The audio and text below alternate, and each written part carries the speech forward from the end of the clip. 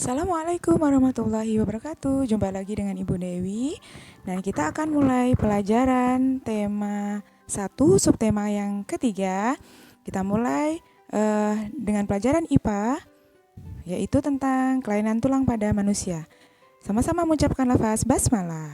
Bismillahirrahmanirrahim. Ya, kali ini anak-anak semuanya kita akan belajar tentang gangguan pada sistem gerak pasif, yaitu tulang. Tahu tidak, sistem gerak manusia dapat terganggu jika ada gangguan atau kelainan pada alat gerak atau rangka tubuh, yaitu tulang. Gangguan atau kelainan tulang pada manusia dapat terjadi karena berbagai faktor.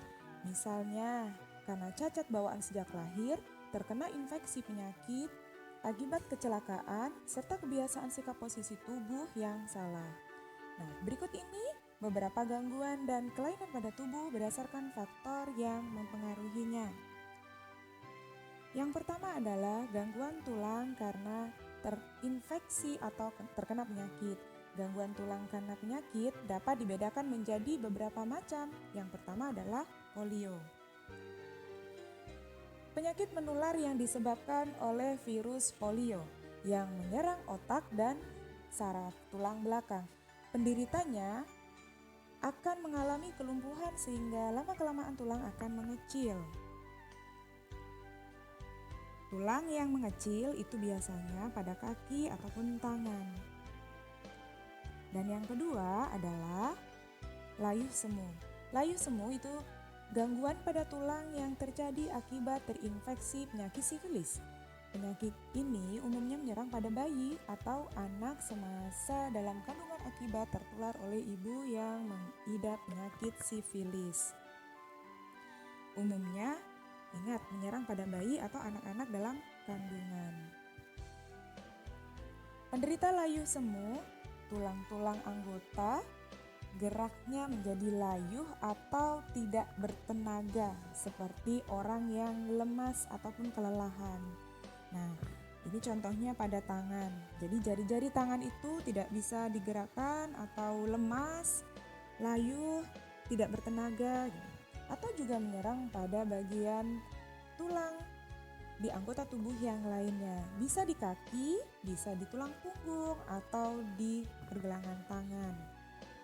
Yang berikutnya adalah rakitis, yaitu suatu penyakit yang diakibatkan terhambatnya pertumbuhan tulang.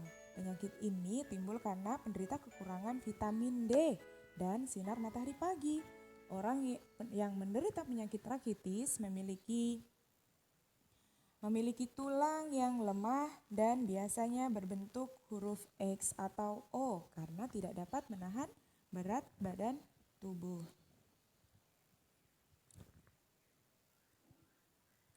Yang selanjutnya adalah osteoporosis atau keropos tulang, yaitu kondisi kepadatan dan kekuatan tulang menurun sehingga menjadi keropos dan mudah retak.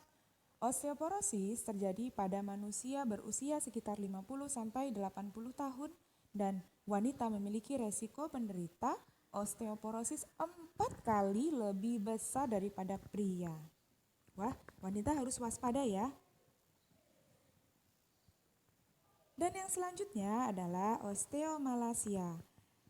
Osteomalasia itu adalah kelainan pada tulang akibat kekurangan fosfor dan kalsium sehingga tulang menjadi lunak.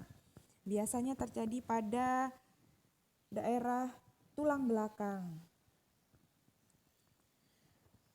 Gangguan tulang yang kedua itu karena kebiasaan posisi tubuh yang salah. Yang pertama adalah lordosis.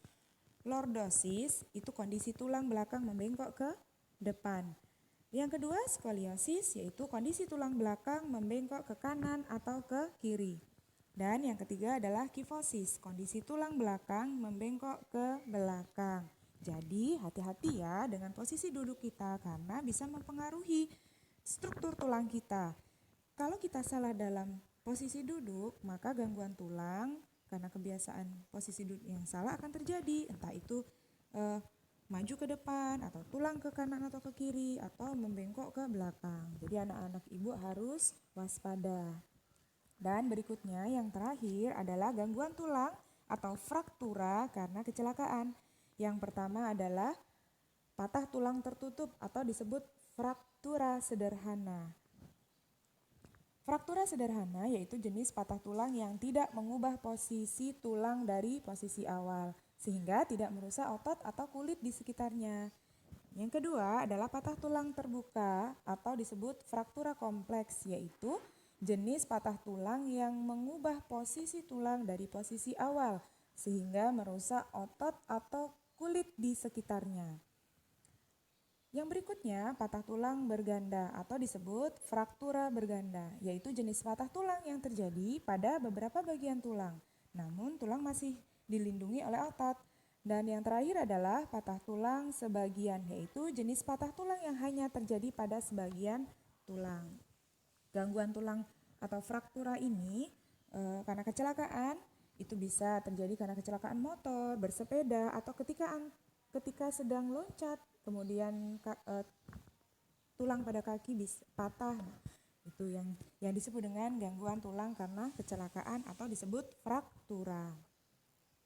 Bagaimana sih caranya menjaga tulang agar tulang itu tetap sehat, tetap bisa beraktivitas dengan baik dan tidak mengganggu aktivitas kita? Yang pertama adalah yuk diperiksa, duduk dengan posisi yang baik dan benar ya. Bagaimana cara duduk dengan posisi yang benar? Antum bisa lihat gambar yang ada di samping. Di situ sudah jelas. Coba perhatikan posisi duduk antum, apakah sudah benar? Badan tegap, kaki lurus ke bawah, kemudian tangan ke depan. Nah, seperti itu ya. Nah, perhatikan lagi itu yang kedua, posisi duduk yang salah. Tulang belakangnya membungkuk ke depan, ada juga yang ke samping dan ke kanan ataupun ke kiri. Nah, itu perlu diwaspadai. Yang kedua adalah tidur menggunakan kasur yang nyaman. Posisi tidur juga harus benar. Sunnah Nabi mengajarkan bahwa kita harus tidur dengan menghadap ke kanan. Nah, dan yang ketiga, jangan terlalu lama berdiam diri. Duduk misalnya terlalu lama atau kemudian baring terlalu lama. Ternyata itu bisa mengganggu kesehatan tulang kita. Nah, yang berikutnya sering berjalan kaki dan menggerakkan tangan. Berjalan kaki ternyata sehat loh. Yang kelima, pahamilah cara jatuh yang benar. Bagaimana sih sebenarnya cara jatuh yang benar? Ketika terjatuh pada posisi yang salah, maka akan berakibat fatal. Oleh karena itu, ketika terjatuh, jangan langsung bertumpu pada tangan, namun usahakan agar badan jatuh dalam keadaan meringkuk dan menyamping. Hal ini dilakukan untuk menghindari terjadinya patah tulang. Dan yang terakhir, cara menjaga tulang kita adalah mengkonsumsi makanan yang berkalsium tinggi. Salah satu nutrisi yang sangat diperlukan untuk membantu menjaga kesehatan tulang dengan baik adalah kalsium. Makanan yang mengandung kalsium dapat membantu menjaga struktur tulang agar tetap kokoh dan kuat sehingga tidak mudah keropos dan rusak. Yuk, beberapa jenis makanan yang berkalsium tinggi untuk menjaga kesehatan tulang adalah susu, keju, yogurt, sayuran, buah-buahan, kacang-kacangan, biji-bijian, produk hasil ikan, tempe, susu, dan kedelai. Nah, pesan ibu, anak-anak ibu semuanya jangan memilih-milih makanan ya, karena makanan yang antum konsumsi selama ini seperti sayuran, buah-buahan, susu, kacang-kacangan ternyata bisa menyehatkan tulang kita. Ya, satu lagi jangan lupa berjemur di matahari pagi karena itu juga mengandung vitamin D sehingga menyehatkan tulang kita. Sebelum kita tutup, nyanyi dulu ya. 1, 2, 3. Bengkok ke depan itu lordosis, bengkok ke belakang itu kifosis, bengkok kanan kiri itu skoliosis, semua adalah kelainan tulang. Ya, alhamdulillah pelajaran hari ini sudah selesai dan sebagai latihannya silakan antum mengerjakan satu soal dari ibu, mengapa tulang dapat mengalami kelainan atau gangguan. Silahkan dijelaskan, tulis, kemudian dikumpul di kertas, dikumpul, kirim ke WA ibu. Demikianlah pelajaran hari ini. Sampai jumpa lagi anak-anak ibu. Billahi taufiq wal hidayah. Assalamualaikum warahmatullahi wabarakatuh.